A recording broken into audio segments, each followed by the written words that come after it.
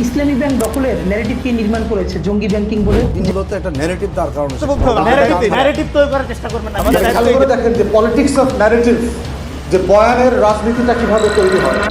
So what the hell is the dark side of narrative? প্রশ্নটা শুরু হয়েছে খুব সহজভাবে, কিন্তু উত্তর আপনাকে টেনে নিয়ে যাবে এমন এক অন্ধকার জগৎ যেখানে ইনভেস্ট করা হয় মিলিয়ন মিলিয়ন ডলার, যার সাথে জড়িয়ে আছে হানি ট্র্যাপ, গুম, খুন, হত্যা, সিক্রেট এজেন্ডা বাস্তবায়নের মতো ভয়ঙ্কর স্বপ্নীল নকশা। এমন কিছু যা আপনার আমার চিন্তাকে নিয়ন্ত্রণ করছে পরিকল্পিতভাবে। পরিবার, সোসাইটি, পলিটিক্স, রাষ্ট্র ক্ষমতা সব কিছুই দাঁড়িয়ে আছে এই একটা জিনিসের উপর ভর করে, and this is call narrative. Greek philosopher Plato আজ থেকে প্রায় 2500 বছর আগে বলেছিলেন, those who tell the stories rule the society. অর্থাৎ যে গল্প নিয়ন্ত্রণ করে সেই সমাজ নিয়ন্ত্রণ করে। একটু বর্তমান বাস্তবতায় ফিরি। 2013 সাল বাংলাদেশের রাজনীতির অন্যতম গুরুত্বপূর্ণ টার্নিং পয়েন্ট। কাদের মোল্লার ফাঁসির রায় যখন কার্যকর করা হয়, পৃথিবীর অন্যান্য দেশের মতোই পাকিস্তানও উদ্বেগ জানিয়ে একটি বিবৃতি দিয়েছে। আমাদের দেশের প্রথম সারির গণমাধ্যম প্রথম আলো সেই বিবৃতি নিয়ে হেডলাইন করেছে, কাদের মোল্লার জন্য পাকিস্তানের দরদ। আবার কিছুদিন আগে যখন আদালত খুনি হাসিনার ফাঁসির রায় দেয়, তখনও যথারীতি ভারত একটি বিবৃতি দিয়েছে। কিন্তু এবার প্রথম আলোর হেডলাইন, হাসিনার রায় নিয়ে ভারতের প্রতিক্রিয়া। ভারত বিবৃতি দিলে সেটা হয় প্রতিক্রিয়া, আর পাকিস্তান বিবৃতি দিলে সেটাই হয়ে যায় দরদ। ন্যারেটিভটা একটু খেয়াল করবেন। ওসমান হাদি ভাইকে যখন গুলি করা হয়, প্রথম আলো একটি নিউজ করেছে, হেডলাইন দিয়েছে, তফসিলের পরের দিন প্রার্থী গুলিবিদ্ধ। যেন এটা শুধুমাত্র নির্বাচনকালীন একটা কেওয়াস, যা বাংলাদেশের প্রেক্ষাপটে নির্বাচনকালীন সময় প্রায় হয়ে থাকে। ঘটনাকে নর্মালাইজ করার কি দারুণ এক স্ট্র্যাটেজি।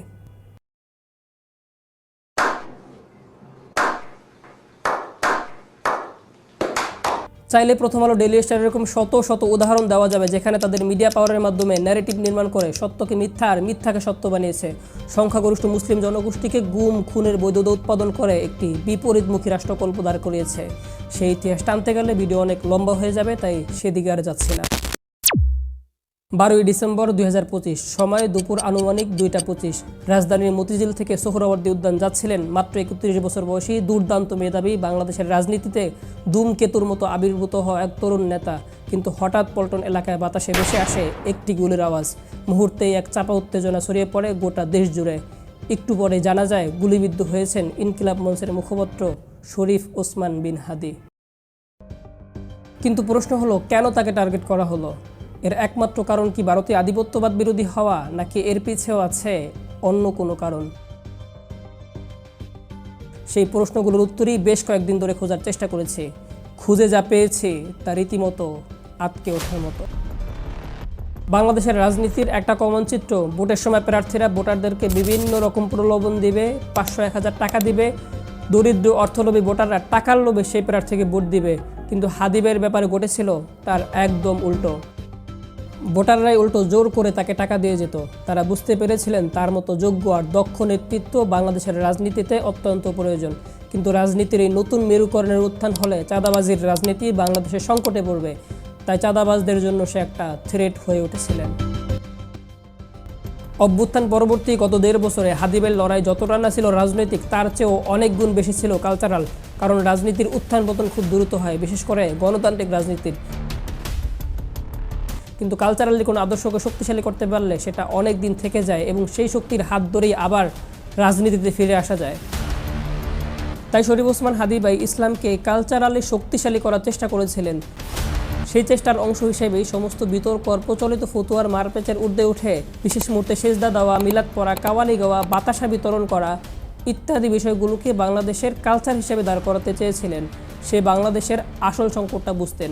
সে বুঝতেন শব্দ আর ন্যারেটিভের রাজনীতি, যেখানে ফ্যাসিবাদী সংস্কৃতি শুধু ধ্বংস করলে হবে না, দাঁড় করাতে হবে তার অল্টারনেটিভ। শাহবাগ যাদের বিরুদ্ধে হয়েছে সেই সমস্ত মানুষদের একাডেমিক ডিসকোর্স, বয়ান তো দূরের কথা, শাহবাগকে ট্যাকেল করবার জন্য যে যোগ্যতা, সাহসিকতা, প্রজ্ঞা, পরিশ্রম, একাডেমিক উইজডম দরকার, এই বাংলাদেশের শাহবাগ বিরোধী ঘরানার তার 5%ও নাই। নাই মানে নাই। এবং এই জন্য আপনি বাংলাদেশ থেকে আওয়ামী লীগ চলে যেতে পারে, শাহবাগ যাবে না। শাহবাগ কখনো আওয়ামী লীগের সাথে যাবে, কখনো বিএনপির সাথে যাবে, অথবা অন্য কোনো কারোর সাথে যাবে, কিন্তু আপনি তাদের সরাতে পারবেন না যতক্ষণ না পর্যন্ত তার থেকেও আপনি সাহসী, শুধু সাহসী না, যোগ্য হয়ে উঠতে পারবেন। বাংলাদেশের ইতিহাসের শব্দ আর ন্যারেটিভের রাজনীতি নিয়ে যারাই কাজ করেছে, শরীফ ওসমান হাদী ভাই ছিলেন তাদের ভিতরে অন্যতম। তার এই প্রচেষ্টাগুলো ছড়িয়ে পড়েছিল গোটা দেশে। এতদিনে দেশের শত্রুরাও তাদের শত্রু চিনে ফেলেছে। And this is exactly why they target হিম।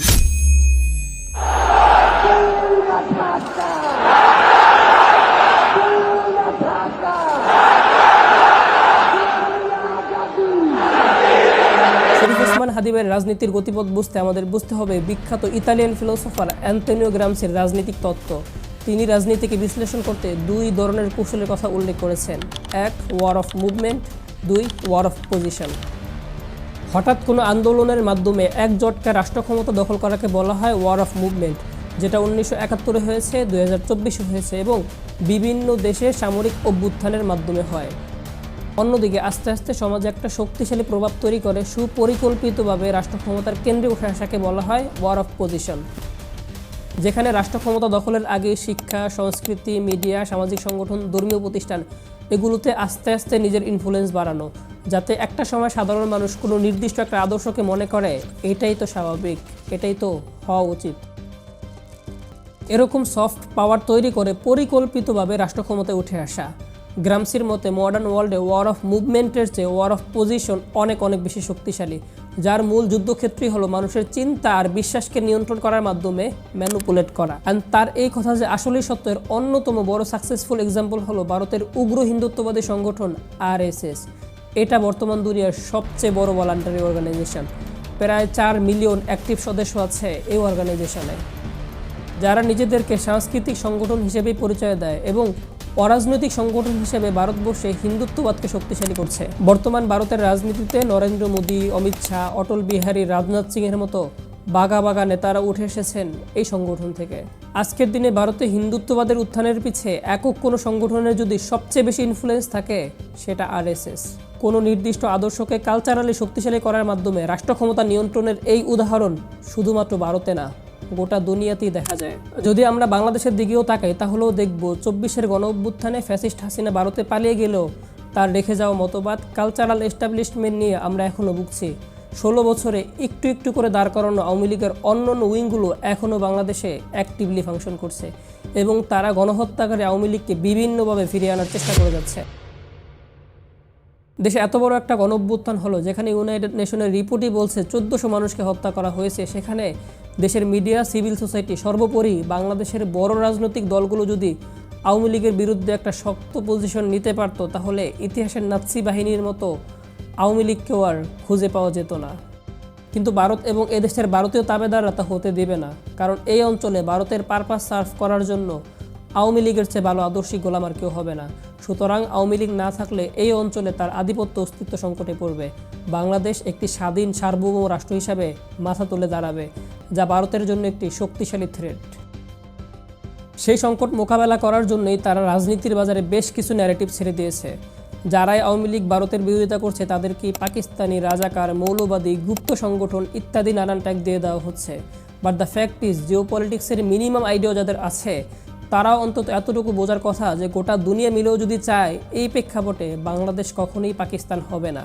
তারপরেও যাদেরকে পাকিস্তানি বলে গালি দেওয়া হচ্ছে, এটা জাস্ট একটা ন্যারেটিভ ভারতকে খুশি করার জন্য, যাতে বাংলাদেশ কোনোভাবেই পাকিস্তানের সাথে কোনো রকম সম্পর্কে যেতে না পারে, যাতে বাংলাদেশ ভারতের চাহিদা মতোই একটি দুর্বল রাষ্ট্র হিসেবে থেকে যায়। 1971 সালে পাকিস্তান বাংলাদেশের উপরে যে গণহত্যা চালিয়েছে, আমরা তার বিরোধিতা করি এবং করব, কিন্তু যেখানে বাংলাদেশের চারদিকে ভারতের মতো একটা আগ্রাসী রাষ্ট্র, সেখানে স্বাধীনতার 50 বছর পরে এসেও পাকিস্তানের সাথে কোনো রকম দ্বিপাক্ষিক সম্পর্কে না যাওয়াটা কতটা যৌক্তিক। আমরা দেখি দীর্ঘ সময় ধরে চলা জাপান এবং ফ্রান্স যুদ্ধে প্রায় 70 লক্ষ মানুষ মারা যায়। ইতিহাসের এই জায়গাতে দাঁড়িয়ে তারা এখন বন্ধু রাষ্ট্র। আমেরিকা তো জাপানের মাটিতে পারমাণবিক বোমায় ফেলে দিয়েছিল, তারপরেও তারা এখন বন্ধু রাষ্ট্র। আন্তর্জাতিক রাজনীতিতে চিরবন্ধু বলে কিছু নেই, চিরশত্রু বলে কিছু নেই। নিজ দেশের স্বার্থ রক্ষায় যখন যাকে প্রয়োজন তার সাথে সম্পর্ক তৈরি করা হয়। তাছাড়া বাংলাদেশের পররাষ্ট্রনীতির মূল নীতি হলো সবার সাথে বন্ধুত্ব, কারোর সাথে বৈরিতা নয়। তাহলে পাকিস্তানের সাথে এই বৈরিতা কেন? উত্তর, ভারতের ভৌগোলিক স্বার্থ রক্ষা। শেষ করছি আজকের পর্ব। আজকের এই ভিডিওর কেন্দ্রে যে ছিলেন শরীফ ওসমান হাদী ভাই, সে জানতেন তাকে হয়তো হত্যা করা হবে, সে হয়তো এই দুনিয়ার বেশি দিন থাকতে পারবেন না, কিন্তু সে চেয়েছিলেন তাকে যে হত্যা করবে অন্তত তার বিচারটা যেন নিশ্চিত করা হয়। এই ভিডিও যখন শ্যুট করছি তখন বিচারহীনতার আজ 36তম দিন। আমরা হাদী হত্যার বিচার চাই এবং এর বিচার করতেই হবে। এই ভিডিওটা সোশ্যাল মিডিয়ায় #জাস্টিস ফর হাদী লিখে শেয়ার করে দিতে পারেন। আল্লাহ হাফেজ।